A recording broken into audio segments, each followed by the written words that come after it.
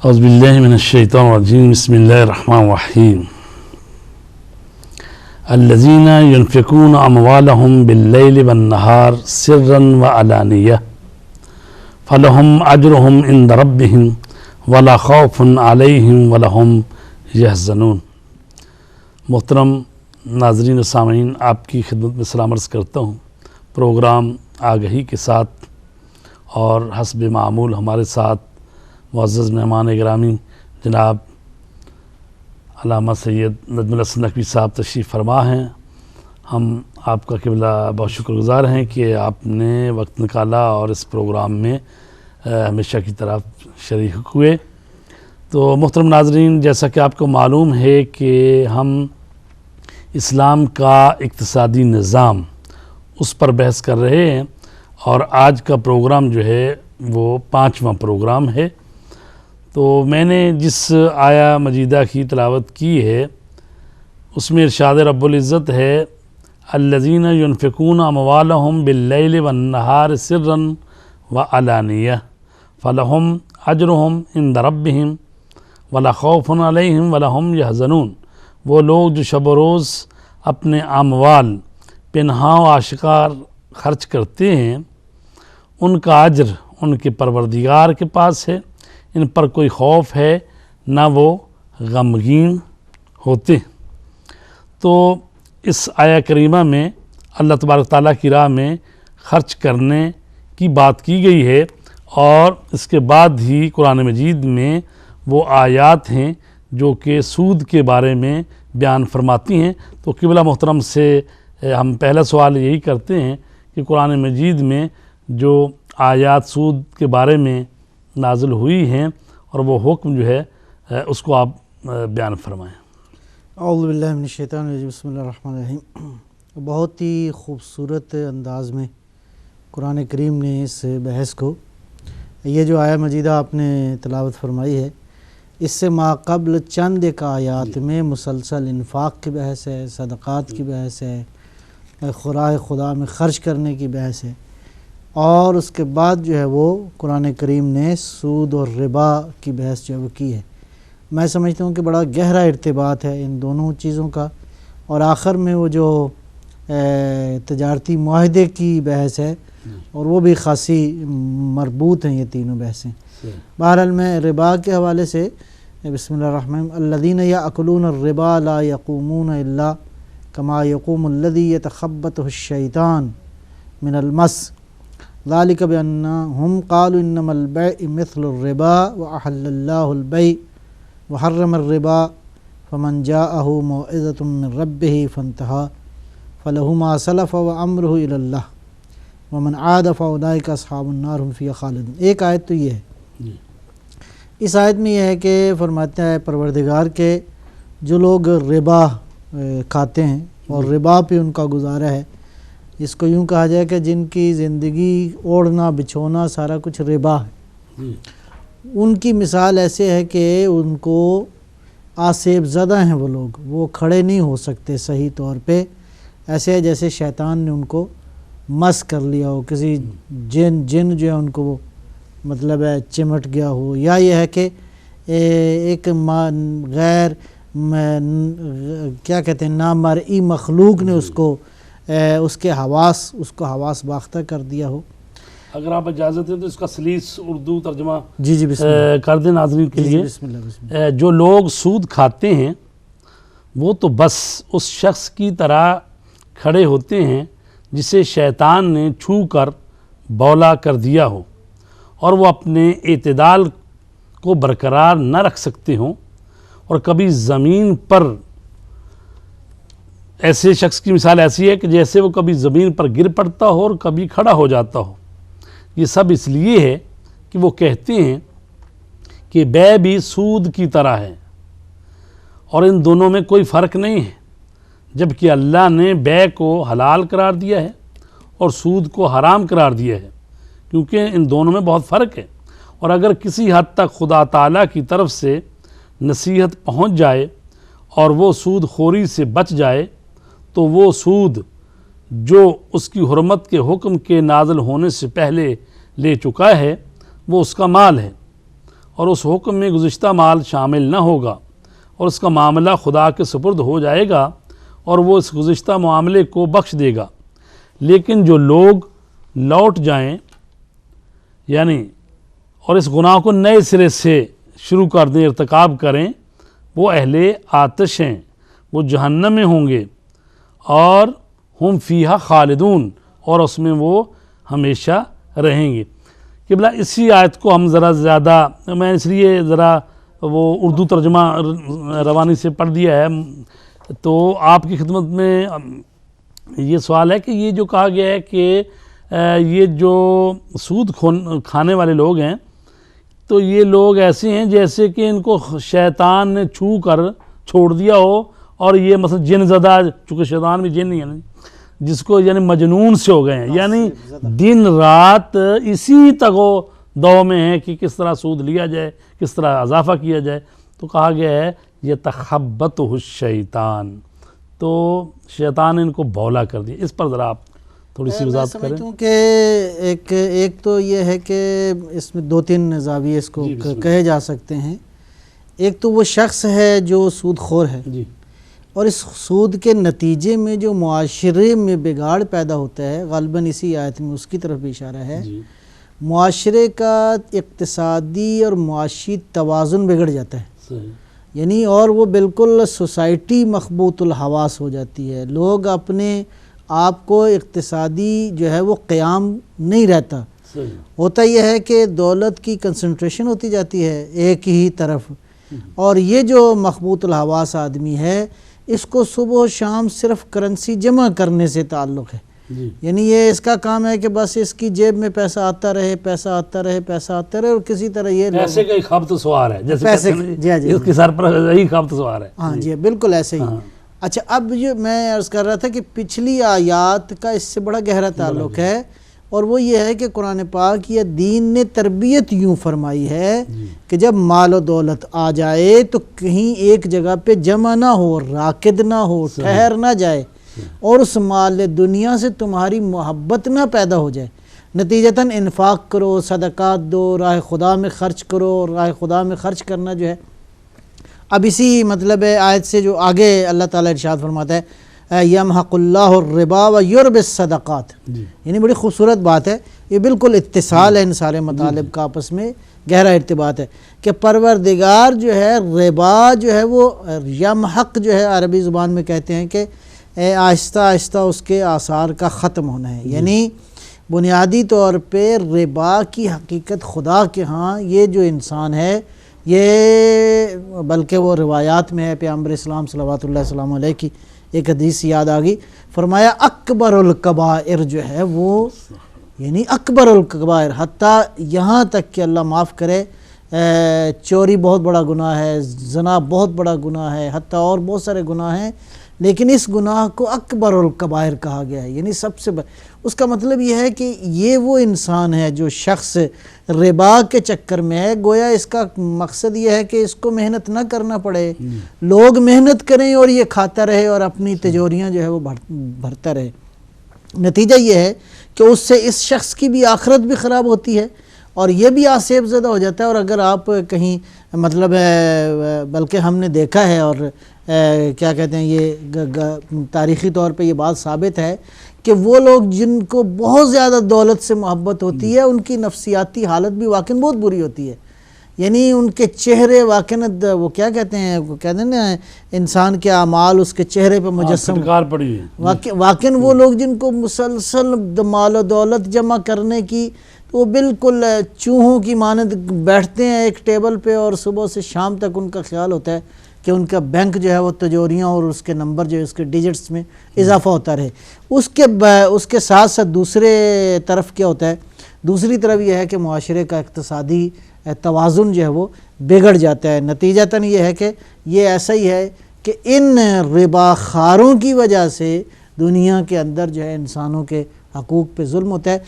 تو میں دوسرا ایک زاویہ عرض کروں گا کہ وہ اب یہ جو آج دعویٰ یہ ہے کہ سرمایہ دارانہ نظام نے بڑا دنیا کو، بہرحال اس کے بحیثیت نظام بعض خوبیاں علیحدہ سے ایک قابل بحث ہیں، لیکن ہوا یہ ہے کہ وہ مدینہ فاضلہ جس کو انگلش میں ایتھوپیا کہتے ہیں، اس کا قیام ابھی تک نہیں ہو سکا. دنیا میں ابھی تک فقر باقی ہے، دنیا میں ابھی تک بیچارگی باقی ہے، دنیا میں ابھی تک، میرا مطلب ہے کیا یہ ہوا یہ ہے کہ جو آپ نے لفظ استعمال کیا ایتھوپیا، یعنی جی ایتھوپیا کا تو اب لفظ ذہن میں آتا تو قحط، جی جو اگر قحط پڑا ہوا ہے، قحط زدہ علاقے ہیں یہ سارے کے سارے دنیا میں، اور بالکل دولت جو ہے وہ کنسنٹریٹ کر گئی ہے دنیا کے چند ایک ہاتھوں کے اندر، اور جس کا نتیجہ یہی قرآن کریم کی تعبیر میں سمجھتا ہوں بڑی خوبصورت ہے کہ مطلب آسیب زدہ ہیں یہ سارے کے سارے لوگ، اور انہوں نے ساری دنیا کو بھی اس آسیب میں مبتلا کر کہ یہ جو یتخبطہ الشیطان، یعنی شیطان نے انہیں سود خوروں کو جو بولا کر دیا ہے، یا ان کا دماغی توازن اعتدال میں نہیں رہا، تو یہ کہا گیا ہے کہ اس سے مراد حشر و نشر کے وقت کھڑا ہونا اور میدان قیامت میں بھی آنا ہو سکتا ہے. یعنی سود خار اس جہاں میں زندہ ہونے کے وقت دیوانوں اور آسیب زدہ لوگوں کی طرح میدان حشر میں آئے گا. یعنی ایک تفسیر تو یہ جو آپ نے بیان فرمائی کہ اس دنیا میں بھی جو لوگ سود کھا رہے ہیں ان کی حالت ایسی ہے، اور پھر نہ صرف ان کی حالت بلکہ چونکہ ایک نظام قائم ہو گیا ہے پوری دنیا میں، تو اس کا مطلب ہے پوری دنیا کو ہی باولا سا کر دیا ہے. یعنی سکون نہ رہے، جب انسان اسی پریشانی میں رہے تو وہ واقعاً پورے لوگ ہی جو ہے نا وہ اپسٹ ہیں، اعتدال کی حالت میں نہیں ہے، توازن نہیں رہا معاشرے میں. لیکن اس سے مراد یہ بھی ہو سکتا ہے اور یہ بھی ہو سکتا ہے کہ قیامت کے دن جب یہ آئے گا تو یہ اس کی حالت ایسی ہوگی. جی فعل مضارع ہے نا جی، حال کو بھی شامل ہو سکتا ہے اور آئندہ کو بھی شامل ہو سکتا ہے. وہ بس ایک بات میں اضافہ کروں گا صرف، وہ معروف ہے کسی بھوکے سے کسی نے پوچھا 2 + 2 کیا ہوتا ہے، اس نے کہا جی 4 روٹیاں. یعنی حقیقت امر یہی ہے کہ اس وقت انسانوں کی صلاحیتوں اور انسانوں کی توانائیوں کو اس ربوی نظام نے اس قدر مطلب اپنی اس آہنی اور شیطانی پنجے میں اس طرح جکڑ رکھا ہے کہ واقعاً یعنی توازن قائم نہیں ہے. یہ نہیں کہ دنیا کے اندر اور زمین پہ اقتصادی وسائل اور ذرائع کی کمی ہے، نہیں، اصل یہ ہے کہ تقسیم دولت جو ہے اس کا نظام درست نہیں ہے اور ارتکاز ہے دولت کا، اور وہ وہی ہے قرآن کریم نے جو فرمایا نا الہاکم التکاثر حتی زرتم المقابر. یہ کثرت کی خواہش، یہ ربا خور یہی ہوتے ہیں کہ مطلب مزید مل جائے، مزید مل جائے، مزید مل جائے، وہ حل من مزید ان کا پورا نہیں ہوتا. قبلہ اگلا سوال کرنے سے پہلے میں ایک روایت سنا دوں یہاں پر، کیونکہ سود خور جو ہے جو صرف اپنے منافع کی فکر میں رہتے ہیں اور ان کی دولت ان کے لیے وبال جان بن جاتی ہے. تو رسول پاک صلی اللہ علیہ وسلم کی حدیث ہے، فرماتے ہیں، ان سے منقول ہے یہ، فرماتے ہیں میں معراج پر گیا تو وہاں ایک گروہ کو اس حال میں دیکھا کہ ان کے پیٹ اتنے بڑے ہیں کہ وہ اٹھ کر چلنے کی کوشش کرتے ہیں لیکن ناکام رہتے ہیں، اور اٹھنے کی کوشش میں بار بار زمین پر گر پڑتے ہیں. میں نے جبریل سے پوچھا یہ کون لوگ ہیں، ان کا جرم کیا ہے؟ تو انہوں نے جواب دیا یہ سود خور ہیں. تو یعنی کہا گیا نا کہ اعمال جو ہیں وہ مجسم شکل اختیار کر لیں گے، تو وہ بھی یہ جو بتایا گیا ہے تو یہ بھی ایک اشارہ ہے مجسم کہ یعنی دنیا میں جو یہ لوگ کر رہے ہیں سود خور، یہ آئندہ جو ہے پھر ان میں ایسی ان کی حالت ہوگی جو کہ اٹھ نہیں سکیں گے، کبھی اٹھیں گی کبھی گریں گے. تو اگلا سوال یہ ہے آپ سے کہ سود جب ہم کہتے ہیں تو آپ نے قرآن مجید کی سورہ بقرہ کی آیت نمبر 275 اس کو پڑھا اور اس کے ساتھ اور بھی مربوط آیتیں ہیں، 276 کو بھی پڑھا ہے. تو میں یہ صرف آپ سے یہ گزارش کروں گا کہ جب سود کہا جاتا ہے تو چونکہ اتنی بڑی بات ہے، اس میں خدا رسول سے جنگ کرنے کی بات ہے، جہنم کی بات ہے، تو جب تک وہ موضوع و مشخص نہ ہو کہ بالآخر سود ہے کیا، کیونکہ لوگ جب سنتے ہیں تو ان کو یہ تو معلوم ہونا چاہیے کہ سود کی حقیقت کیا ہے. میرے پاس ایک کالر ہے، جی بسم اللہ، پہلے کال لیتے ہیں پھر آپ سے بات کرتے ہیں. جی السلام علیکم. جی وعلیکم السلام مولانا فدا صاحب بخاری صاحب، میں قریشی صاحب بول رہے ہوں مانچسٹر سے. جی قریشی صاحب کیا حال ہیں؟ ٹھیک ہیں آپ؟ ہاں دعائیں آپ کی. تھوڑی سی ہم روز چینل دیکھتے ہیں تو تھوڑا کمپلین یہ ہے کہ یاسر بھائی کے متعلق، کیونکہ ہر وقت وہ ہم کو پیٹتا رہتا ہے کہ آپ نے یہ کیا وہ کیا. ان سے یہ پوچھیں کہ جتنے چینل ہیں آپ کے، ان سے یہ پوچھیں کہ جتنے بھی چینل آپ دیکھتے ہیں کسی عورت کے سر کے اوپر دوپٹہ نہیں ہم نے دیکھا، کسی کے سر کے اوپر دوپٹہ نہیں ہم نے دیکھا. اور ہمارا صرف واحد ٹی وی ہے اور البید واحد ایک ٹی وی ہے دنیا کے اوپر. کوئی آدمی بتا دے کہ ہمارے ٹی وی سے کسی آدمی کو کوئی تکلیف ہوئی یا زلزاری ہوئی تو ہم مان جاتے ہیں. ہدایت ٹی وی. جی سمجھے نا، جو بھی آپ اپنا چینل دیکھتے ہیں سبھی کے اوپر دیکھ لیں. ہدایت اپنے ڈی ایم پہ دیکھ لیں، البید پہ اپنے کیا نا آر وائی پہ دیکھ لیں، یونس ٹی وی پہ دیکھیں.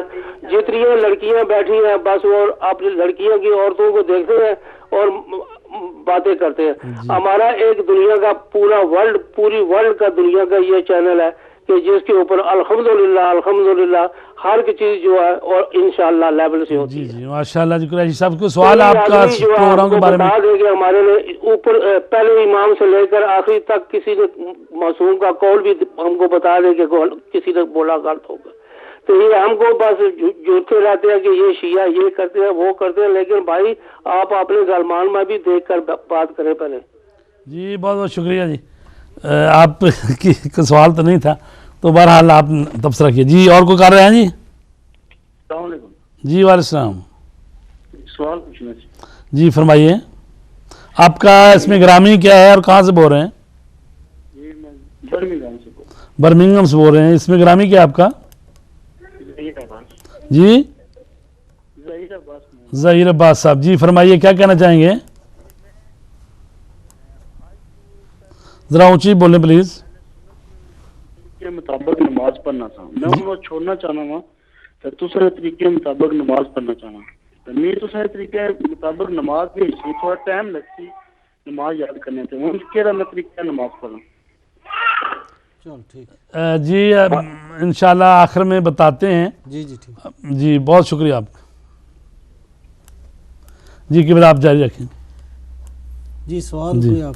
سوال یہ تھا کہ سود جو ہے اس کی شرعی اور فقہی حقیقت کیا ہے، یعنی کس معاملے کو ہم کہیں گے کہ یہ معاملہ سود والا ہے کہ جس سے اللہ تبارک تعالیٰ نے منع کیا ہے. جی ہاں ہمارے ساتھ ایک کالر. السلام علیکم. جی السلام علیکم ورحمۃ اللہ وبرکاتہ. جی وعلیکم السلام. آپ کا اس میں گرامی. جی کرام آپ کو السلام علیکم. سید علی جان شاہ لوٹن سے عرض کر رہا ہوں. جی سید علی جان صاحب کیا حال ہے؟ ٹھیک ہے. جی سوئی بادشاہ میرے دو سوال ہیں آپ سے. جی فرمائیے. ایک تو یہ ہے کہ السلام علیکم یہ اور السلام علیکم میں کیا فرق ہے؟ جی شکریہ. جی دوسرا میرا سوال آپ سے یہ ہے کہ جو اقتصادی نظام اسلام ہے یہ رسول اللہ صلی اللہ علیہ وآلہ وسلم کے وقت میں اور حضرت علی علیہ السلام کے وقت میں تو نظر آتا ہے، اس سے آگے پیچھے بھی کہیں نظر آتا ہے تو آپ میری رہنمائی فرما دیں. شکریہ. جی شکریہ. جی تو قبلہ سوال یہ ہے کہ سودی نظام جب ہم کہتے ہیں کہ یہ معاملہ یہ سودی ہے، یہ ٹھیک نہیں ہے. ظاہر ہے کہ اس شخص کو پتہ ہوگا کہ بھی سودی ہے معاملہ، جہنم میں جانے کی بات ہے اور اس میں خدا رسول سے جنگ کی بات ہے. تو جب تک پتہ نہ چلے کہ بھی یہ معاملہ جو ہے یہ سودی ہے تو سود کی شرعی اور فقہی تعریف کیا ہے کہ یہ معاملہ سودی. میں عرض کروں گا کہ اس میں ایک اور نقطہ اضافہ کر کے بات آگے بڑھاتے ہیں. یہ جو آیت میں ہے نا کہ وہ لوگ کہتے ہیں کہ انما البیع مثل الربا، بیع بھی تو ربا کی طرح ہے. یعنی وہ ربا کو اتنا سادہ لیتے ہیں کہ وہ سمجھتے ہیں کہ نہیں کوئی مسئلہ نہیں، یہ بھی ایسے ہی ہے، تجارت ہی ہے. بنیادی طور پر اس کا مطلب پیچھے جو مفہوم سمجھ میں آتا ہے وہ یہ ہے کہ ربا جو ہے اس پہ لوگوں کا خیال یہ ہے مشابہت پیدا کر کے کہ کوئی محنت نہ کرنی پڑے اور پیسہ جو ہے وہ میرا مطلب ہے آ جائے ہماری تجوریوں میں جمع ہو جائے. تو جو ابتدائی طور پر فقہاء نے بیان بھی کیا اور صدر اسلام میں اس کی شکل موجود بھی تھی. جی. وہ کہتے ہیں ربا جو ہے وہ دو طرح سے ہے. ایک تو ربا کی تعریف ہے. ربا کی تعریف یہ ہے کہ آپ کوئی شے کسی کو قرض دیتے ہیں یا مال دیتے ہیں یا کوئی چیز دیتے ہیں. دینے کے بعد آپ اس آدمی کو جس کو آپ نے مال دیا ہے اس کو اب حق تصرف بھی آپ نے دے دیا. فرض کیا میں نے کسی کو 100 روپے یا 100 پاؤنڈ دیا ہے, اب دے دیا ہے حق تصرف, حق تملیک بھی اس کو دے دیا کہ جب اب یہ آدمی جس کے پاس یہ چیز چلی گئی ہے اس پہ تصرف رکھتا ہے, وہ جس طرح چاہے اس پیسے کو اپنی ضرورت کے مطابق جو ہے وہ مصرف کر لے. اب قرارداد یہ ہوئی کہ آپ اتنے عرصے کے بعد آپ یہ مجھے واپس کر دیں گے. تو یہ ہے ربائے قرض. بطور قرض میں کسی کو دیتا ہوں اور وہ قرض ہی مجھے واپس لوٹا دیا جائے, یا رقم کی شکل میں یا کوئی چیز جو ہے وہ مثل کی شکل میں بطور قرض جو ہے وہ دے دیا جاتا ہے. ایک ہے معاملہ. ہم نے پچھلی دفعہ یہی سوال کیا تھا نا, مثل اور مانند, جی جی جی یا اس کی قیمت کی چیز کوئی, جس میں سونے کی بات آئی تھی نا. جی جی جی جی تو قرض کی یہ تعریف کی جاتی ہے کہ بھئی آپ نے جو قرض دیا ہے جی جی تو جب واپس کریں گے وہی چیز یا اتنا ہی قیمت یا اس کی مثل. نہیں دو صورتیں ہیں نا جی. قرض کے طور پر یا رقم دی ہے ہاں جی, تو رقم جو ہے وہ مطلب ہے واپس آدمی لوٹاتا ہے.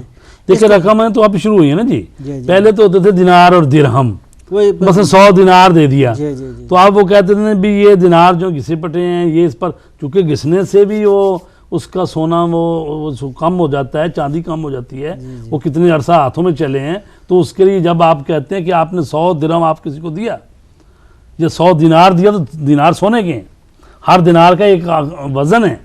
تو جب آپ نے 100 دینار دیا تو استعمال والا اب بعض دفعہ ہوتا ہے نا کہ جب واپس آتے ہیں تو پیسے گھستے ہیں, وہ گھستے ہیں نا تو اس کے بعد وزن کم ہو جاتا ہے. تو ایسا نہیں ہے کہ جی آپ دیکھ لیں آپ 100 ہی ہے دینار آپ نے دیے 100 ہی, اس کی جا کے آپ وزن کیا جائے گا اس کا تو وزن میں کم ہے.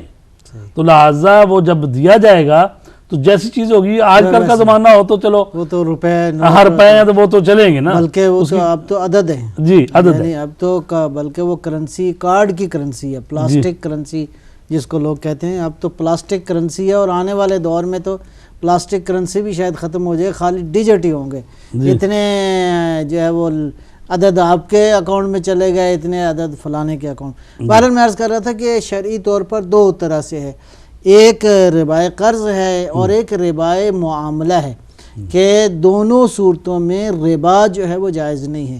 فرض کریں کسی نے کرنسی دی, کسی کو 100 پاؤنڈ دیا اور وہ واپس لیتے ہوئے اس سے اگر 120 لیتا ہے, 140 لیتا ہے یا زیادہ مانگتا ہے, ڈیمانڈ کرتا ہے, تو وہ بن جائے گا ربائے قرض. اور یہ صدر اسلام میں اس کی صورتحال جاری تھی, جس کو آ کے دین نے جو ہے وہ منع کیا. اور اس میں غالباً خالد بن ولید کا واقعہ ہے کہ پیغمبر اسلام صلوات اللہ السلام علیہ کی خدمت میں آیا, کہا کہ میرے باپ نے جو ہے وہ لوگوں سے بہت سارا سود جو ہے وہ لینا ہے, اور کیا میں اب وہ مجھے وصیت کر گئے تھے کہ میرے بعد جو ہے وہ یہ لے لینا, تو جب کیا مجھے اجازت ہے کہ وہ میں لے لوں. تو یہ آیت کہتے ہیں نازل ہوئی, تو اللہ تعالیٰ نے جو ہے وہ ربا جو ہے, اور اس ضمن میں پیغمبر اسلام صلوات اللہ السلام علیہ نے فرمایا کہ سب سے پہلے میں اپنے چچا جناب حضرت عباس کا ربا جو ہے وہ اس کو حضور نے ختم فرمایا, اور یہ شدت کے ساتھ جو ہے اس کو منع کیا. تو یہ ربا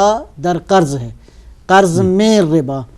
ایک ہے قرض. میں آپ کی بات کو ذرا ٹوک رہا ہوں, یہ جو آیت کہتی ہے نا جی ذالک بانہم قالوا انما البیع مثل الربا, اس پر یہ بھی کہا گیا ہے کہ ان کی جو یہ حالت ہے یہی خبط والی, یہ اس لیے بھی ہے کہ یہ کہہ رہے ہیں کہ بے بھی تو ربا کی مثل ہے, یعنی اتنا ربا کو انہوں نے کر لیا ہے کہ بے کو بھی ربا جیسا قرار. یہ نہیں کہتے کہ ربا بھی بے ہے, بلکہ کہہ رہے ہیں بے بھی تو ربا کی طرح ہے.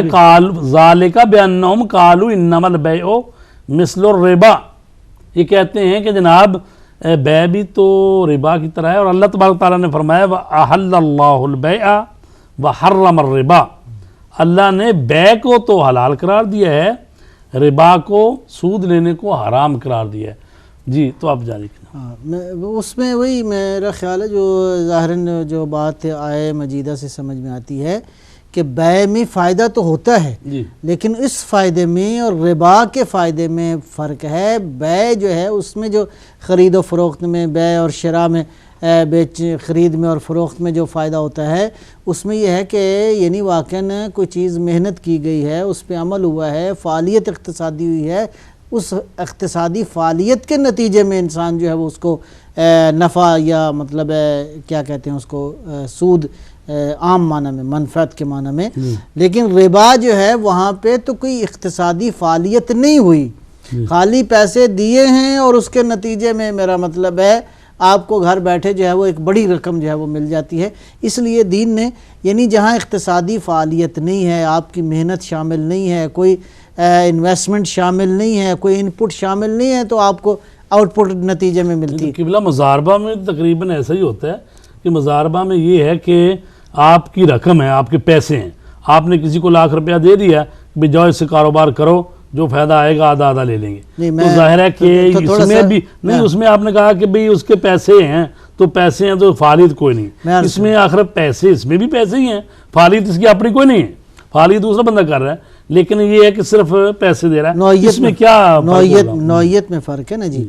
ایک دفعہ یہ ہے کہ آپ نے قرض دیا ہے، ٹھیک ہے، قرض دے دیا ہے اور واپس آپ کو گھر بیٹھے جو ہے وہ آپ نے ڈیمانڈ پہلے سے شرط آپ نے رکھ دی کہ یہ میں قرض دے رہا ہوں، پہلے سے میں نے شرط رکھ دی کہ اتنے آپ مجھے واپس کریں گے. ٹھیک ہے جی. نتیجہ یہ ہوا کہ آپ نے پیسے پہ بغیر کیا کہتے ہیں محنت کے اور وہ جو ہے اس کو آپ کو مل گیا. لیکن جہاں مضاربہ ہے، مضاربہ جو ہے وہ آپ پہلے سے آپ نے شرط نہیں کی، آپ نے پہلے شرط نہیں کی کہ یہ مضاربہ میں لکھنا پڑتا ہے جناب، شرط تو پہلے کرنی پڑتی ہے کہ یہ ₹1,00,000 ہے تو اس کا اتنا منافع نہیں آئے گا. نہیں وہ اس میں طے نہیں ہوتا، ٹھیک ہے، اس میں جتنا آئے طے نہیں ہوتا. وہ سود وہ نفع نقصان میں طرفین شریک ہوتے ہیں. مضاربے میں جو ہے وہ متعین نہیں ہوتا. اس میں آپ نے متعین پہلے سے شرط آپ نے رکھ دی کہ یہ جناب اتنے پیسے دے رہا ہوں اور اتنے میں واپس لوں گا. اس اعتبار سے یہ بنیادی نقطہ جو ہے وہ آپ کہہ سکتے ہیں بنیادی فرق ہے. دوسرا جو ہے وہ ظاہراً معاوضے میں ہے کہ معاوضے میں وہ بھی فقہا یہی کہتے ہیں کہ جنس جو ہے وہ ہم جنس ہوں چیزیں، اور ہم جنس چیزوں میں اگر کوئی شخص زیادہ طلب کرتا ہے تو وہ ربا کا جو ہے زمرے میں آئے گا اور اس کو جائز نہیں. کہ بہرحال اس پہ پھر تفصیلی فقہا کے احکام ہیں مختلف، قرض دینے میں لینے میں کیا اس کی شرط و شرائط. سب ظاہر ہے کہ سود، اگر ہماری بحث جاری ہے انشاءاللہ بحثیں کھلتی رہیں گی آہستہ آہستہ اور اس پر ہم مزید گفتگو کریں گے. تو یہ ہے کہ سود کی جو حرمت ہے، اس کو جو حرام قرار دیا گیا سود کو، اس کا کیا فلسفہ ہے؟ میں سمجھتا ہوں کہ کچھ چیز اشارہ تو ہو گیا ہے بنیادی طور پہ اس کے ہوا ہے اشارہ. ہاں جی. کچھ اس کے جو ہیں نقصانات معاشرے میں بہت زیادہ ہیں. اس سودی نظام کی وجہ سے جو میں سمجھتا ہوں اس کو پھر میں اگر ترتیب وار ایک دو تین نقطے بیان کروں عرض کروں آپ کی خدمت میں. سودی نظام کی وجہ سے یہ ہے کہ معاشرہ طبقاتی نظام میں تقسیم ہو جاتا ہے، اور ایک طرف دولت لوٹنے والے ہیں، ایک طرف جو ہے وہ لوٹنے والے ہیں. جی بسم اللہ. السلام علیکم. جی میں مسی ترمسی بول رہی ہوں. جی تو ہمارے ایک جاننے والے ہیں، ان کا ذریعہ معاش نہیں ہے اور وہ پیسے جو ہیں وہ فکس کروا کے تو اس سے وہ مہینے کے پیسے لینا چاہتے ہیں. یہ جائز ہے کہ نہیں؟ جعفریہ کے جی ٹھیک ہے، پیسے فکس کرواتے ہیں، لیکن اس کا وہ معاہدہ کیسا ہوا، وہ جب تک نہ آئے کہ اس میں کیا شکیں لکھی ہوئی کیا ہے، تو چونکہ معاہدے لکھتے وقت ہی پتہ چلتا ہے کہ یہ مضاربہ ہوا ہے یا اگر تو ایسا ہے. جی اس کو بتاتے ہیں. جی جواب شکریہ. وہ بچی کا درس گھر لینا، لیکن ابھی وہ بالغ نہیں تو اس کے نام سے نہیں ہوتا، تو وہ اس کے پیسے ہیں اور اس کے ذریعے اس کو نہ دینا ہے خرچ وغیرہ مہینے کا. جی ٹھیک ہے جی، انشاءاللہ بعد میں دیکھتے ہیں. جی کیوں نہ. جی اگلی کال دے دیں. جی السلام علیکم. ہلو السلام علیکم. وعلیکم السلام. یہ پروگرام میں ذرا شریک ہونا چاہتا ہوں. جی آپ کا اس میں گرامی کیا ہے؟ شمیم نام ہے میرا, اٹلی سے فون کر رہا ہوں. جی فرمائیے, آپ شامل ہیں پروگرام میں, بات کریں. اچھا, تھینک یو ویری مچ. جی ہاں جی, السلام علیکم. جی وعلیکم السلام. حضور یہ فرمائیے کہ کوئی آدمی کاروبار کر رہا ہے اور کوئی دوسرا آدمی 1 لاکھ روپے یا 2 لاکھ روپے یا 10 لاکھ روپے دیتا ہے اس کو اور کہتا ہے جو اس میں منافع اور نقصان جو ہوگا اس میں میں شریک ہوں, لیکن اگر کاروبار جو کرنے والا ہے اگر وہ کہتا ہے کہ آپ کو میں صرف منافع دوں گا اور نقصان نہیں دوں گا, تو اس کے بارے میں ذرا فرمائیے. جی ضرور انشاءاللہ, شکریہ جناب. جی اگلے کالر جی دے دیں. ہلو. جی السلام علیکم. جی وعلیکم السلام. آپ کیسے میں گرامی اور کہاں سے بول رہی ہیں؟ جی میں اٹلی سے بول رہی ہوں. مولانا صاحب وہ جو بینک میں پیسے جمع کراتے ہیں جی جی, جو ان کے اوپر سے جو پیسے ملتے ہیں وہ ویسے تو نہیں نہ لے سکتے, تو کوئی غریب بالکل جو بے آسرا ہو, جس کا کوئی بیوہ یتیم غاربی نہ ہو, کیا وہ لے کے اس کو دے سکتے ہیں؟ جی بتاتے ہیں, شکریہ جی آپ کا سوال کرنے کا. جی تو جی قبلہ بات ہو رہی تھی کہ جی ہے کوئی کال ہے. جی السلام علیکم. السلام علیکم, میرا نام سغرا بخاری, میں برمنگھم سے بول رہی ہوں. جی مجھے یہ انفارمیشن دینی تھی کہ میں نے ہدایت ٹی وی کے نام پر وہ 14 پاؤنڈ, میرے پہلے 10 پاؤنڈ جا رہے تھے تو آج سے میں نے 14 پاؤنڈ کروا دیے. جی شکریہ آپ کا. جی اگر آپ, میں نے بس یہی انفارمیشن آپ کو دینی تھی. اچھا جی, اللہ تبارک تعالیٰ آپ کے روزی رزق میں برکت دے, بہت شکریہ.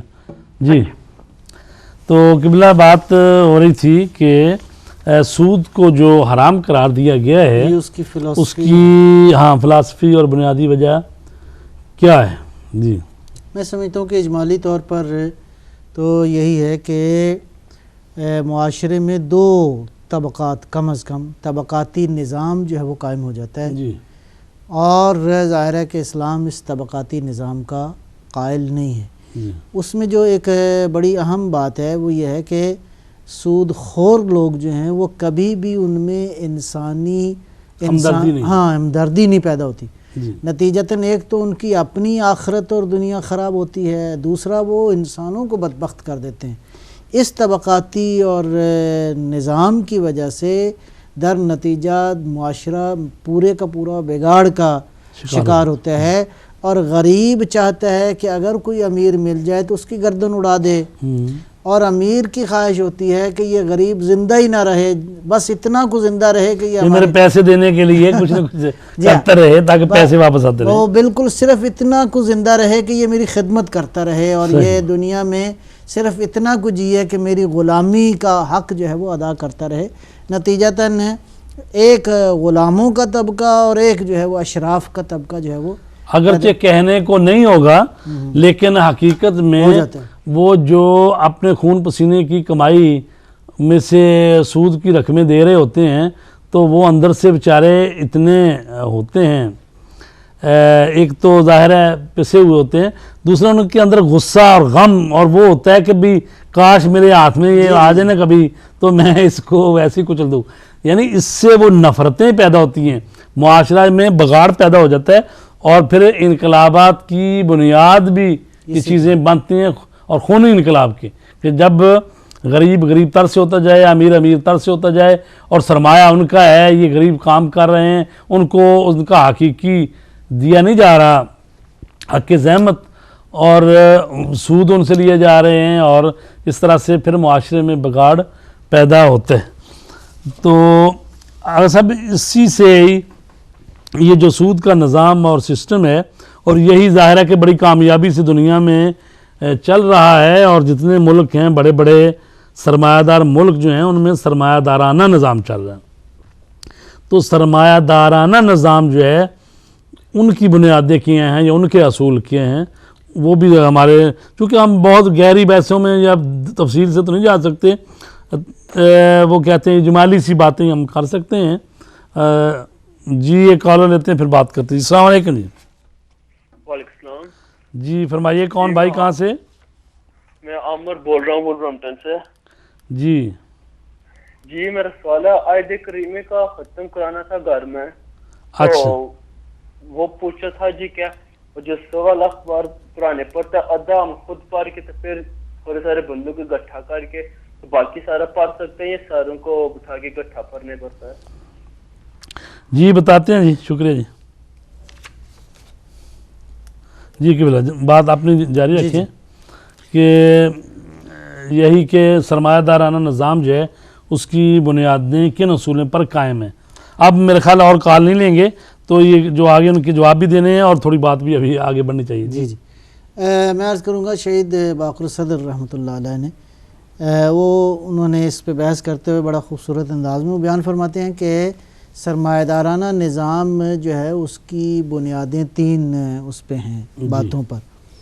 ایک ہے آزادی ملکیت، ایک آدمی جتنا مرضی اپنی ملکیت میں بڑھاتا جائے اس کو کوئی پوچھنے والا نہیں ہے، کوئی روک نہیں ہے، کوئی ٹوک نہیں۔ آزادی ملکیت کا تصور ہے، بالکل فرد جو ہے وہ جو مرضی کرے، جتنا مرضی مال و متاع کما لے، جتنا مرضی اس کی اپنی ملکیت میں، یعنی سرمایہ ہو تو چاہے آدھا ملک ہی خرید لے، چاہے آدھے سے بھی زیادہ خرید لے۔ بلکہ ہیں ایسے لوگ موجود ہیں جن کے پاس ہے دنیا کے بہرحال سرمایہ جو ہے وہ دنیا کا بہت زیادہ سرمایہ، حتیٰ بعض ایسے ہم نے مثالیں دیکھی ہیں تیونس، لیبیا اور یہ ان کے جو خاندان 40 سال سے حکومت کر رہے ہیں ان کے پاس ٹنوں کے حساب سے سونا ہے اور اتنا اسلحہ ہے، ہر چیزیں، تبھی تو حکومت نہیں چھوڑ رہے کہ وہ جم کے بیٹھے ہوئے ہیں، چاہے ملک تباہ ہو جائے چھوڑنا نہیں ہے۔ تو لہٰذا ایک جو ہے وہ اس سرمایہ دارانہ نظام کے نتیجے میں آزادی ملکیت ایک بنیادی اصول ہے، ٹھیک ہے۔ دوسرا جو ہے وہ آزادی کیا کہتے ہیں تصرف ہے۔ آزادی تصرف کا معنی یہ ہے کہ اگر یہ کوئی تصرف کوئی چیز اپنی ملکیت میں داخل کرنا چاہے تو آیا قانون کو اس کے راستے میں رکاوٹ بننا چاہیے؟ نہیں، بلکہ ہوتا یہ ہے کہ اگر کوئی شخص اپنی ملکیت میں اضافہ کرنا چاہے تو قانون ویسے ٹرن ہو جاتا ہے، قانون کو ویسے بدل دیا جاتا ہے۔ لہٰذا معاشروں کے سیاسی نظام اس سرمایہ دارانہ نظام کے ماتحت ہیں۔ آج دنیا کے اندر سیاسی حکومتوں اور سیاسی نظاموں کی تبدیلی میں ملٹی نیشنل کارپوریشنز کا بنیادی رول ہے۔ ملٹی نیشنل کارپوریشنز جیسے چاہتی ہیں دنیا کے اندر قوانین جو ہیں وہ چینج ہو جاتے ہیں، لہٰذا قانون ان کے پیچھے ہوتا ہے اور قانون ان کی اتباع، لہٰذا قانون ان کے مفادات کی حفاظت کرتا ہے، نہ کہ اس پہ پسے ہوئے طبقے کی جو کہ بیچارہ میرا مطلب ہے 2 ٹائم کی روٹی کو بھی جو ہے وہ ترستا ہے۔ یہ جو پہلی بات تو ٹھیک تھی یہ کہ یہ آزادی ملکیت ہے، جتنی مرضی مال کی۔ یہ جو دوسری بات ہے کہ یعنی حکومتوں کے جو قوانین ہیں وہ سرمایہ دار جو ہیں اس کو اپنے مفاد میں وہ توڑ موڑ لیتے ہیں، یا مثلا یہ کہ ان کے مفاد کے لیے قانون گزاری کی جاتی ہے۔ تو ظاہر ہے ان ملکوں میں اکثریت میں جمہوریت ہے اور نمائندے منتخب ہو کے آتے ہیں اور وہ پارلیمنٹ میں قانون بناتے ہیں، تو اس کو کس طریقے سے اپنے موڑ لیتے ہیں، ذرا اس کی تھوڑی سی وضاحت ہو جائے تاکہ بات جو ہے نا وہ اور زمینی ہو جائے، زمینی حقیقت جو ہے وہ مزید کھل جائے۔ میں عرض کرتا ہوں کہ تھوڑا سا سٹائل میں فرق ہے تیسری دنیا کے سیاسی نظاموں میں اور باقی دنیا کے سیاسی نظاموں کے اندر۔ اب تیسری دنیا میں آپ مثال لے لیں، ہوتا یہ ہے کہ لوگ مثلا کروڑوں روپے لگا کے تو آتے ہیں، آ کے تو وہ آ کے براجمان ہو جاتے ہیں، منتخب ہو گئے اور اب وہ جو بھی سلسلہ ہے۔ اب یہ کیسے منتخب ہوتے ہیں؟ اصولی طور پر تیسری دنیا کے جو غریب لوگ ہیں ان کا براہ راست کوئی اس جو جمہوری نظام ہے عملی طور پر ان کی کوئی شرکت نہیں ہوتی، وہ صرف اپنے خوف کی وجہ سے، اپنے چھوٹے چھوٹے مفادات کی وجہ سے، کسی کے رزق لگا رہے، کسی کی تنخواہ جو ہے وہ نالی بن جائے، کسی گلی بن جائے، کسی چھوٹا موٹا پل بن جائے، کسی کو شناختی کارڈ مل جائے، کسی کو پاسپورٹ مل جائے، حالانکہ یہ وہ چیزیں ہیں جو انسانوں کی بنیادی ضروریات، حکومت کی بنیادی فرض ہے کہ بنیادی فرض ہے۔ نتیجتاً یہ لوگ آتے ہیں اور آ کے پھر قوانین کو، بہرحال اس میں لاکھوں مثالیں دی جا سکتی ہیں، قوانین کی بعض اوقات ہوتا یہ ہے کہ قانون فرض کریں پارلیمنٹ میں گیا جانے کے بعد جب عمل کے مرحلے میں آتا ہے تو اس میں اتنی وہ مین و کمیشن کمیٹیاں سلسلے بن جاتے اس ہیں، طرح کر دیتے ہیں کہ وہ ہوتے ہوتے وہ اثر روح ہی قانون کی ختم ہو جاتی ہے، نتیجتاً وہ جو کیا کہتے ہیں دست اندر کاران یہ ہیں. تو چھوٹے غریب ملکوں میں، لیکن جو بڑے ترقی یافتہ ملک ترقی ہیں یافتہ ان میں جب ان کی الیکشن کی کمپین چل رہی ہوتی ہے تو بڑے بڑے عطیے اور عطیات دیے جاتے ہیں اور ان پر سرمایہ گزاری کی جاتی ہے جو کینڈیڈیٹ آتے ہیں صدارتی امیدوار وغیرہ. تو ظاہر ہے پھر وہ جب وہ آئیں گے تو ظاہر ہے ان کے مفادات کے لیے کام کریں گے، یعنی قانون کو اس طرح سے یہ ٹرن کرتے ہیں کہ جو آنے والے ہیں وہ ہمارے مفادات کے لیے کام کریں. یہ ہوگی دو چیزیں، ایک تو ہوگی ملکیت جو ہے اس کی آزادی ہے سرمایہ دارانہ نظام میں، دوسرا یہ ہے کہ قانون جو ہے چونکہ قانون خدائی تو ہے نہیں کہ بھئی قرآن و حدیث کا قانون ہے جو بدلنا نہیں ہے، قانون تو ہے کہ بھئی جو لوگ چاہتے ہیں وہی قانون بنا لو. تو جب وہ جو چاہتے ہیں تو جنہوں نے چاہا ہے ان لوگوں کو لانے میں تو بظاہر ہے ان کی چاہت کا خیال کیا جائے. یہ تو ہوگی دو چیزیں. تیسری اور بھی ہے کچھ اس میں تیسرا جو ہے وہ بڑا اس کا دین کی تعلیمات سے بھی بڑا گہرا تعلق ہے، وہ ہے آزادی مصرف. مثلا فرض کریں آپ سرمایہ دار کے پاس پیسہ ہے تو وہ اس کی ضرورت فرض کریں تھوڑی ہے تو وہ چاہتا ہے کہ نہیں دنیا کے سارے وسائل اسی کے پاؤں کے نیچے ہوں، دنیا کی کیا کہتے ہیں ایئر لائنز اس کے قبضے میں ہوں، دنیا کے کیا کہتے ہیں کھانے پینے کے وسائل اس کے قبضے میں ہوں، بس اسی کا قبضہ ہو. نتیجتاً یہ اس کو آپ کہہ سکتے ہیں وہ اسراف کی بحث میں اس کو آپ لا سکتے ہیں.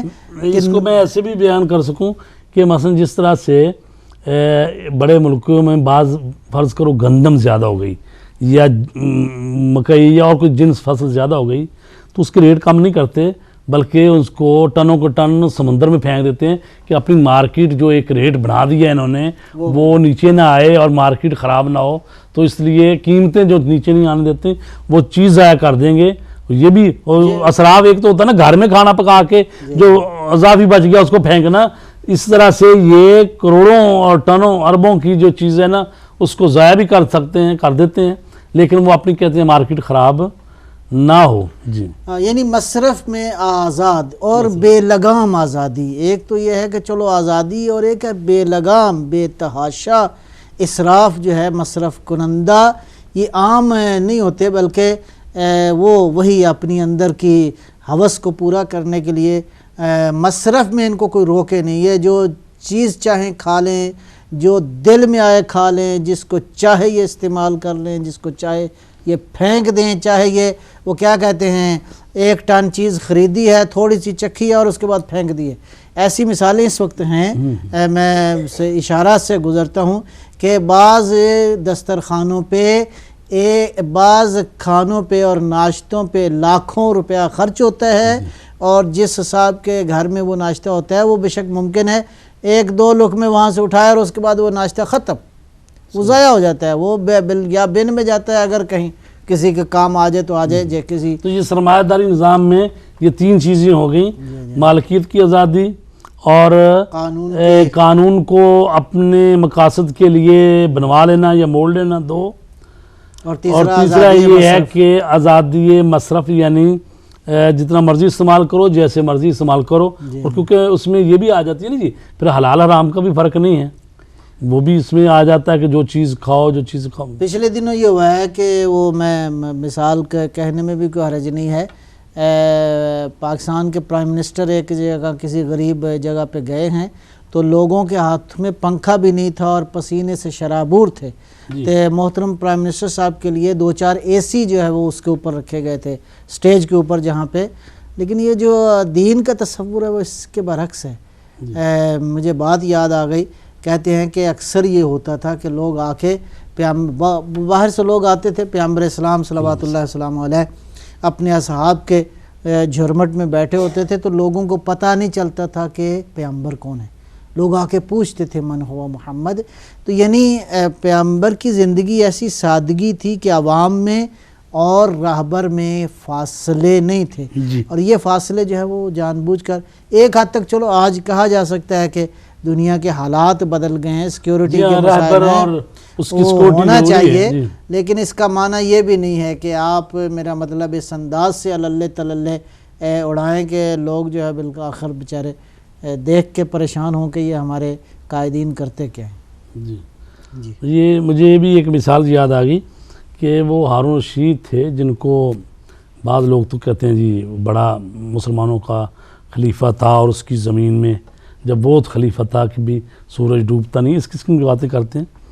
تو وہ اپنے دسترخوان پر ایک دن جب بہت ساری چیزیں سینکڑوں قسم کی نعمتیں پڑی ہوئی تھیں تو اس نے کہا میرا دل کرتا ہے وہ یعنی شتر کا گوشت کھانے کے لیے، اونٹ کا. وہ خاص ایک شتر. جی تو وہ نہیں تھا نا اس کے دسترخوان پر، اس کا نہیں ہے آج. تو وزیر کی طرف اس نے دیکھا کہ کیوں نہیں ہے، تو انہوں نے کہا جی آئندہ خیال رکھیں گے. تو اب پھر وہ اسی طرح اگلے دن پھر اس کو یاد نہیں رہا، وہ ہر روز اس کے لیے شتر جو ہے نا اسپیشل اونٹ اس کے لیے ذبح کرتے تھے. تو وہ سال کے بعد تقریباً پھر اس کو ایک موقع پہ یاد آیا تو پھر اس نے کھایا نا. تو اس وقت بہرحال وزیر نے چپکے سے کہا کہ قبلہ یہ آپ کا ایک ایک لقمہ جو ہے نا ہمیں اتنے ملین میں پڑتا ہے. کیوں کہ اس وقت سے لے کر ہم روزانہ وہ ذبح کر رہے ہیں کہ شاید آپ کسی وقت مانگ لیں، آج آپ کا تمایل ہو جائے. ہاں آپ جو مائل ہو جائیں اس طرف کھانے کے لیے. تو یہ ایسے ایسے حکمران مسلمانوں کے بھی گزرے ہیں. تو قبلہ آپ نے یہ بتا دیا سرمایہ دارانہ نظام جو ہے اس کی بنیادیں جو ہیں وہ ان 3 اصولوں پر، یعنی بنیادی اصول یہی ہے. تو یہ اصول جو بنائے گئے ہیں یہ خود سے بن گئے ہیں، یعنی یا ان کا مزاج ہی ایسا ہے. نتیجہ یہ ہوا ہے کہ بالآخر یہ جو اللہ کہنے کو تو کوئی نہیں یہ کہے گا نا بھئی جناب یہ سرمایہ دارانہ نظام ہے، اس میں سرمایہ داروں کے کہنے کے مطابق قانون بدل جاتا ہے، ایسی بات تو نہیں ہے. یہ آپ جب یعنی جو گہری نظر رکھتے ہیں جب وہ دیکھتے ہیں کہ اس نظام میں یہ خرابیاں ہیں کہہ لیں یا یہ اس بنیاد پر یہ نظام چل رہا ہے، تو وہ تحقیق کرنے والے ہی یعنی اس میں سے یہ چیز نکال دیں. وَإِلَّا انہوں نے تو نہیں کہا کہ بھی ہمارا سرمایہ دارانہ نظام ہے، اول یہ 2 یہ 3 یہ ہمارا. یہ تو ویسے بھی کسی کے سامنے بھی رکھیں تو وہ کبھی بھی کہے گا بھی یہ تو انسانی خسائل میں سے نہیں ہے کہ بھی ایک لقمہ اٹھاؤ باقی پھینک دو دوسروں کو نہ دو. لہٰذا یہ عملاً ایسا ہو رہا ہے، عملاً ایسا ہو رہا ہے. جی تو قبلہ اسلام ابھی اس کے مقابلے میں آ جائے گی. اسلام کی بات جب تک وہ نہیں کریں گے مقابلہ موازنہ نہیں ہو سکتا. اسی طرح آپ جب ملکیت کی بات کی ہے اسلام کی بھی بتائیں، اسی طرح ادھر باقی جو 2 باتیں 3 اور وہ بھی. اسلام میں سمجھتا ہوں پھر دوبارہ اگر اس کے مقابلے میں 3 بنیادی ستون ہیں اسلامی اقتصادی نظام کے یا بنیادی اصول آپ کہہ لیں. ملکیت کے حوالے سے سرمایہ دارانہ نظام میں انفرادی ملکیت کا تصور ہے، اور وہ جو سوشلسٹ نظام ہے یا کمیونسٹ جو تھیوری ہے اس میں اجتماعی ملکیت کا تصور ہے کہ حکومت جو ہے وہ سارے اموال کی مالک ہے اور فرد کو جس طرح وہ چاہے. اس کے مقابلے میں شہید فرماتے ہیں آیت اللہ باقر صدر رحمۃ اللہ علیہ، وہ فرماتے ہیں کہ اسلام جو ہے وہ مرکب ملکیت کا تصور دیتا ہے. مرکب ملکیت کا کیا تصور ہے کہ فرد بھی مالک ہے اور حکومت بھی بہرحال ملکیت کے اس کے ایک شعبہ ہے کہ حکومت اس کی مالک بنتی ہے، اور فرد بھی اس کو آزادی ہے، ملکیت جو ہے وہ اس کو بنا سکتا ہے. لہٰذا مرکب ملکیت کا ایک تصور پایا جاتا ہے. اس کے مقابلے میں یہ جو تھا قوانین اور آزادی تصرف اور مصرف. ہاں یہ نام ہے جواب دیں قبلہ. مثلا یہ وہاں پر ہم نے کہا کہ اس نظام میں کوئی حد و حدود نہیں ہے. سرمایہ دارانہ نظام میں ایک شخص جس سرمایہ دار ہے وہ چاہے تو مثال دی تھی کہ چاہے آدھا ملک ہی خرید لے. تو اب آیا اسلامی نظام میں ملکیت کی کوئی حد و حدود قائم کی ہے کہ بھی اس سے آگے نہیں کوئی شخص خرید سکتا یا اپنی ملکیت میں لے سکتا؟ اسلام میں کوئی ہے ایسی بات؟ یا یہ ہے کہ اس کا فیصلہ وہ جو امیر مملکت ہے یا مثلا حکومت کا سربراہ اس نے کرنا ہے یا ملک کی پارلیمنٹ نے دیکھنا ہے، یا کوئی ہے ایسی کوئی حدود؟ تو کوئی نہیں. صحیح. لیکن اسلام نے تربیت یوں کی ہے کہ یہ خصائل اور خصوصیات پیدا نہ ہوں، ایک بات. اور دوسرے مرحلے میں اگر کہیں حکومت اسلامی یا اسٹیٹ جو ہے وہ محسوس کرتی ہے کہ بعض افراد کی دولت اور ملکیت جو ہے وہ کہیں عامت المسلمین کے مفادات میں مشکلات پیدا کر رہی ہے، لہٰذا وہ کچھ حد و حدود اور قدغن لگا سکتے ہیں، کچھ ایسے معاملات کر سکتے ہیں تاکہ اس ملکیت کو بالکل بے لگام نہ کیا جائے۔ ایک تو ہے کہ زکوٰۃ کا مسئلہ ہے کہ اسلام نے کہا زکوٰۃ دو، خمس کی بات ہے وہ دو، اور اس کے ساتھ ساتھ کہا ہے کہ ضرورت مندوں کی حاجتوں کو پورا کرو، فلاحی کام کرو۔ اگر یہ سارے کام کرنے کے باوجود بھی اگر یعنی حکومت اسلامی کا سربراہ اگر چاہے یا دیکھے کہ تشخیص دے تو یعنی اس کی حد بندی کر سکتا ہے۔ ابھی مثلا میں اس کی مثال براہ راست مثال ایک اتفاق سے ذہن میں آ گئی، ابھی ایران میں یہ ہوا ہے کہ سبسڈی ختم ہو گئی۔ ٹھیک ہے، سبسڈی کیا تھا کہ اس سبسڈی سے حکومت کا موقف یہ تھا کہ اس سے جو سرمایہ دار لوگ ہیں وہ زیادہ استفادہ کرتے ہیں۔ اسباب مثال جو ہے وہ حکومت پیسہ ڈالتی تھی تیل میں، تیل جو ہے وہ فرض کریں 1 لیٹر 100 روپے کا ملتا ہے تو 80 روپے جو ہے وہ حکومت دیتی تھی تاکہ عوام کو سہولت ہو۔ ہوتا یہ تھا کہ عوام تو کم تیل استعمال کرتی تھی اور جن کے پاس گاڑیاں زیادہ ہیں وہ مطلب ہے ایسے کہ ہمارے پاس منٹ 5 ہی ہیں جی اور کچھ سوالوں کے جواب بھی دینے ہیں، تو اس سود کی بحث کو انشاءاللہ آئندہ بھی کریں گے۔ ابھی اس کے بہت سارے جو ہے نا جوانب وہ روشن نہیں ہو سکے۔ ایسا ہے کہ بھائی صاحب نے ایک سوال کیا تھا برمنگھم سے کہ وہ پہلے ایک مذہب پہ تو اب دوسرے مذہب پہ آ گئے ہیں، تو وہ نماز پہلے اس طرح پڑھتے رہے ہیں تو اب ان کو آتی نہیں ہے، تو کس طریقے سے نماز پڑھیں؟ تو ایسا ہے کہ آپ جعفریہ کتاب چھپی ہوئی ہے، کسی لوکل عالم دین کی خدمت میں چلے جائیں، ظاہر ہے کہ اس پروگرام میں تو اگر مثلا فرض کریں کہ بنیادی جو ہے جو آپ پہلے ہاتھ باندھ کے پڑھتے تو آپ کھول کے پڑھیں، کھولیں ہاتھ تو کھولیں نا، پہلے ہاتھ کھولیں اور باقی جا کے پڑھ لیں، کوئی اتنا مسئلہ ہے نہیں۔ سورہ الحمد پڑھنی ہے اور ایک سورہ اور ہونا چاہیے، اور اسی طرح سبحان اللہ 3 دفعہ رکوع میں، 3 دفعہ سجدے میں، 2 سجدے کرنے ہیں، اور اسی طرح اگلی رکعت میں بھی۔ اور جو باتیں ابھی آپ کو نہیں ہیں تو اس کو سیکھنا چاہیے۔ انسان جو ہے نا جی بہت کچھ سیکھتا ہے، کمپیوٹر چلانے کے لیے، ڈرائیونگ سیکھنے کے لیے کیا کچھ کرنا پڑتا ہے۔ تو بہرحال جب تک آپ کو نماز صحیح جو اگلے والے مذہب کی ہے وہ آپ کو نہیں آتی تو بہرحال نماز چھوڑنی نہیں ہے، نماز پڑھنی ہے، نماز پڑھتے رہیں اور ساتھ سیکھتے بھی رہیں، جیسی آتی ہے ویسے پڑھتے رہیں۔ جی ہاں، اگلا سید علی جان صاحب کا سوال تھا کہ رسول کریم صلی اللہ علیہ وآلہ وسلم اور حضرت علی علیہ السلام کے زمانے کے علاوہ ایک غیر سودی نظام جو ہے ان کے زمانے میں تو نہیں تھا یہ، یعنی کہیں اور پہ ابھی اس سے سود سے نظام پاک وہ ہے کسی ملک میں؟ اس صورت میں تو مطلب 100% تو ہم نہیں کہہ سکتے، لیکن بہرحال جہاں جہاں مسلمان ملکوں بعد میں کوشش ہو رہی ہے، چونکہ یہ اگر صرف اپنے ملک کا نظام ہو نا بینکوں کا تو پھر تو اپنے ملک میں تو یہ ہو ہی جائے گا۔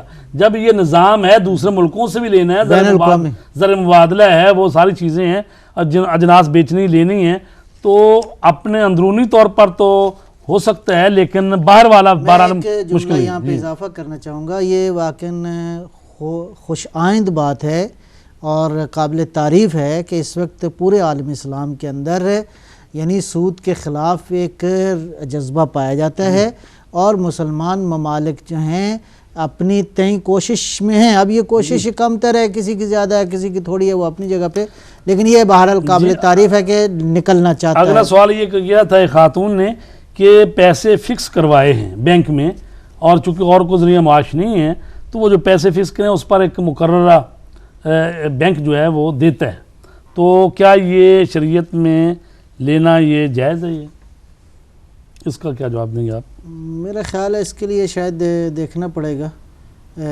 میں نے عرض کی کہ اتنا معاہدہ اگر ہونا پتا کس معاہدے پر کیے ہیں، بعض ہیں کہ وہ کہہ دیتے ہیں کہ بھئی اتنا فکس کر لو لیکن ہم اس سے کاروبار ہی کر رہے ہیں، تو سال کے آخر پر وہ کہتے ہیں کہ بھئی اتنا آئے ہیں، لیکن بعض ہیں کہ 1 لاکھ دو گے تو اس پر مثلا 3,000 ملتا رہے گا۔ تو یہ واقعاً ایسا معاملہ ہے کہ البتہ اپنے مجتہد کی طرف بھی رجوع کریں، تھوڑا سا فرق ہے نقطہ نظر میں، مجتہدین کی رائے میں تھوڑا سا ہے فرق۔ اگلا سوال کیا گیا ہے شمیم صاحب نے اٹلی سے کیا تھا کہ آدمی کاروبار کر رہا ہے، ایک اس کو پیسے دیے گئے ہیں، کاروبار وہ کرتا ہے، تو وہ معاہدہ تو یہی ہوا ہے کہ نفع و نقصان میں شریک ہے، لیکن وہ نفع ہی کہتا بھی نقصان میں نہیں آپ کو دوں گا. تو اس کو ظاہر مضاربہ ہی ہے یہ, لیکن صرف یہ ہے کہ اس نے حوصلہ دیا ہے آپ کو کہ میں آپ کو نقصان نہیں دوں گا. اگر قرارداد یہ باندھی گئی ہے کہ بھی نفع اور نقصان میں شریک ہیں تو یہ ٹھیک ہے, پھر یہ تو لیکن اگرچہ وہ کہتا ہے آپ کو, لیکن اگر قرارداد اسی طرح لکھی گئی ہے کہ بھی نفع ہوگا تو اس میں بھی, نقصان ہوگا تو اس میں پھر جائز ہے. شاید یہ اشارہ خود موجودہ دور کے بینکاری کے نظام کی طرف بھی ہے جی, کہ بینک نارملی ہوتا ہے وہ کہتا ہے جی ہم آپ کو نقصان نہیں دیں گے, جی ہم آپ کو نفع ہی دیں گے. میں پھر کہوں گا کہ وہ قرارداد کی طرف دیکھنا پڑے گا کہ بینک کے ساتھ آپ نے معاہدہ کس طرح کا کانٹریکٹ کیا ہے.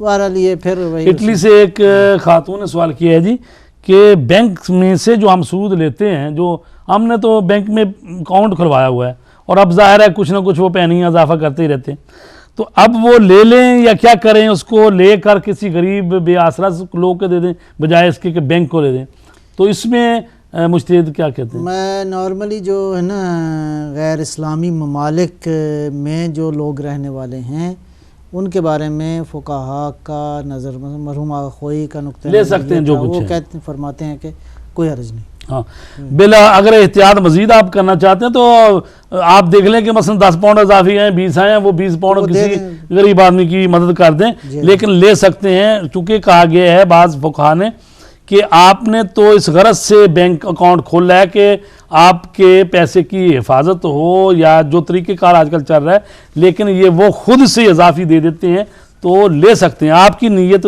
بینک کھولتے وقت یہی تھی کہ میں اپنا اکاؤنٹ کھلوا رہا ہوں تاکہ میری رقم محفوظ رہے اور کاروبار میں آسانی رہے. اچھا, ایک اور سوال جو کیا گیا آخر میں, یہ آخری سوال ہے کہ آیا کریمہ کا وہ ورد کرنا چاہتے ہیں, کوئی 1,00,000 دفعہ 1.5 لاکھ بات کرتے ہیں چاہتے ہیں, تو وہ کہتے ہیں کہ یہ جو ورد ہے کہ ضروری ہے کہ یعنی ایک ہی محفل میں کیا جائے.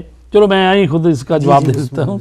ایسے کہ جو عموماً اس قسم کے ختم شریف دیے جاتے ہیں نا بھی اس آیا کریمہ کا اتنی دفعہ ورد کرو, تو وہ ہوتا یہی ہے کہ بھئی باوضو ہو کر ایک ہی محفل میں اور آپس میں باتیں نہ کریں, اور جتنی تعداد بتائی گئی ہے اس کا اسی ایک ہی محفل میں کیا جائے ورد, تو بہتر یہی ہوتا ہے کہ اسی میں کیا جائے. تو یہ نہیں ہوتا کہ بس 12,000 مرتبہ کرنا تو 5 3 دن کر لیں, نہیں.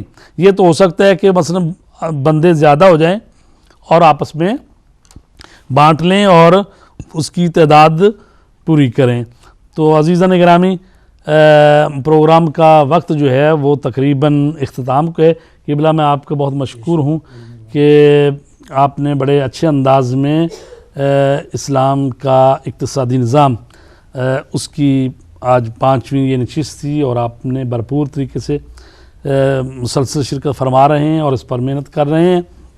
اور پھر ویسے بھی یہ ایسا موضوع ہے کہ یعنی جدید موضوع آپ کہہ سکتے ہیں, کیونکہ علماء کرام اکثر یہاں پر روزہ نماز روزے کی تو ہدایت کرتے ہی رہتے ہیں, لیکن یہ جو پروگرام ایسے قسم کے ہوتے ہیں یہ ظاہرہ مشکل بھی ہوتے ہیں, پڑھنے پڑتے ہیں, ریسرچ کرنی پڑتی ہیں, اور کئی ایسی ان کی وہ چیزیں ہوتی ہیں کہ جس کا ہم براہ راست خود سے جواب بھی نہیں دے سکتے. ظاہر ہے کہ وہ جو عملی تکلیف ہے اور اس کا تو ہر ایک نے اپنے مجتہد کی طرف ہی رجوع کرنی ہوتی ہے, اور صحیح جواب تو انہی سے ملنا ہوتا ہے. ہم نے تو کلی بحث کرنی ہوتی ہے, اجمالی باتیں ہی ہم بتا سکتے ہیں. تو انشاءاللہ اگلے پروگرام تک ہمیں اجازت دیجیے. خدا حافظ.